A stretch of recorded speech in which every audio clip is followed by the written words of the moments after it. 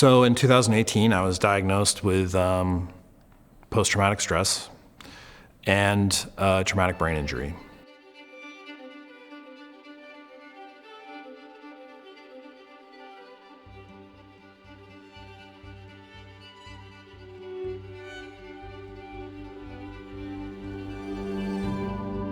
So everywhere I go now, I have a four-legged furry friend that really sort of starts to tell my story before anyone's had a chance to meet me. Alden Partridge rigorous lifestyle is a good example of what's helped me. Exercise has been one of the cornerstones of how to kind of regain my sense of self. When I come here, it's special. It feels more like home than any other place. I feel grounded here. A couple of my favorite runs here are, say, up Turkey Hill or really going up to the cemetery. We're now in a place that we have friends there. And going and viewing campus from that particular spot and seeing their final resting place, seeing the view that they have and that their families have when they come to visit, is a good reminder of where we all started.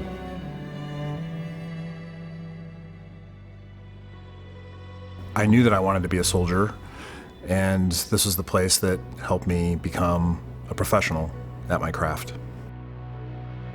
I arrived at Norwich University as a combat veteran from Desert Storm, where I had been in the Army Reserve. The early seeds, if you will, of my PTS and sort of the beginning of erosion of resiliency were from Desert Storm, from the effects of facing indirect fire, reacting to the Scud missile attack that killed Americans in Saudi Arabia. 4th of July, after I came home, if I know the fireworks are coming, it's okay. But if there's a loud concussive explosion, it can catch me off guard. Sometimes that'll definitely get my attention, send my heart racing. Your fight or flight definitely kicks in.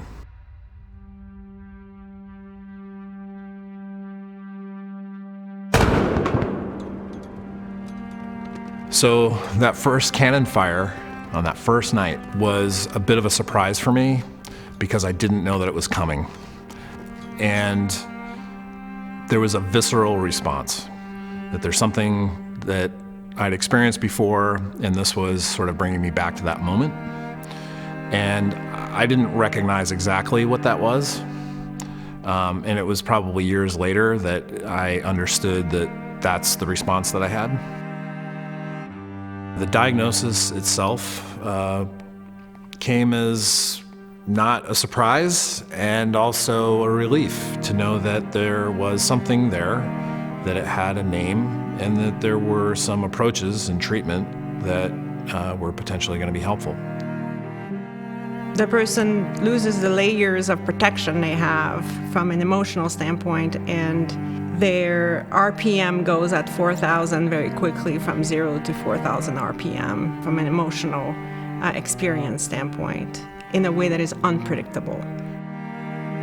Those symptoms in itself are exhausting. They are purely exhausting. And that's where there's also a contribution of isolation, of fear, hopelessness, of helplessness, of depression that also comes along and complicates the clinical picture, if you will. Situations where you feel defeated or where you struggle, there's a way out of that. It's temporary, and there's a way to manage it. And the way to manage it is to pause and make the space for reflection. Often, we just need someone to tell us that it's okay to do the thing that we probably know we should be doing.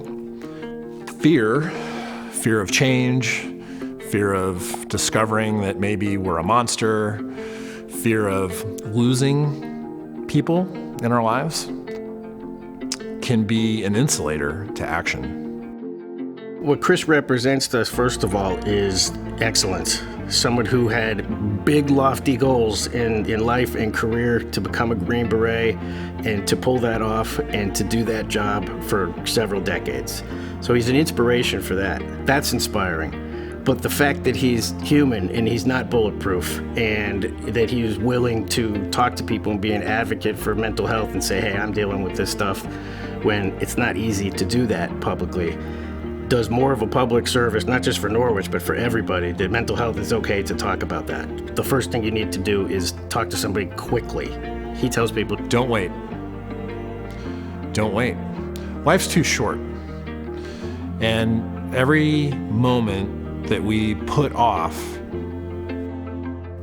spending the right time the right way with some precision can make a huge difference in how you feel in the moment, but definitely how you perform tomorrow.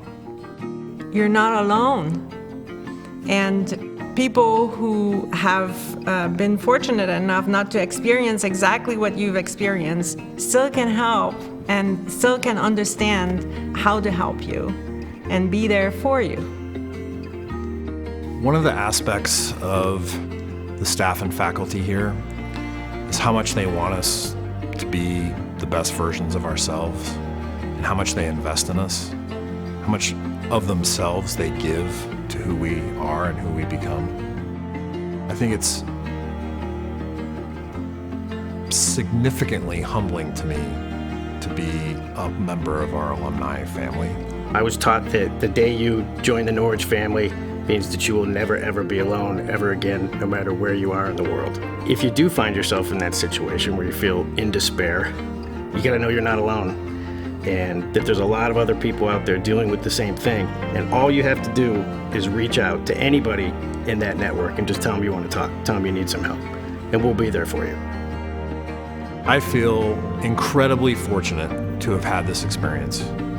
It's sent me on a path, not just of exploration, not just of adventure, not just of accomplishment, but real meaning.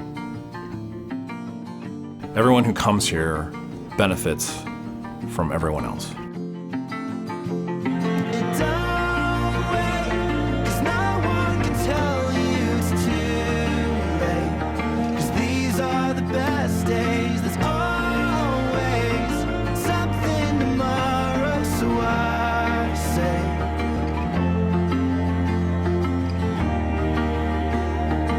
Here comes the rest of our lives.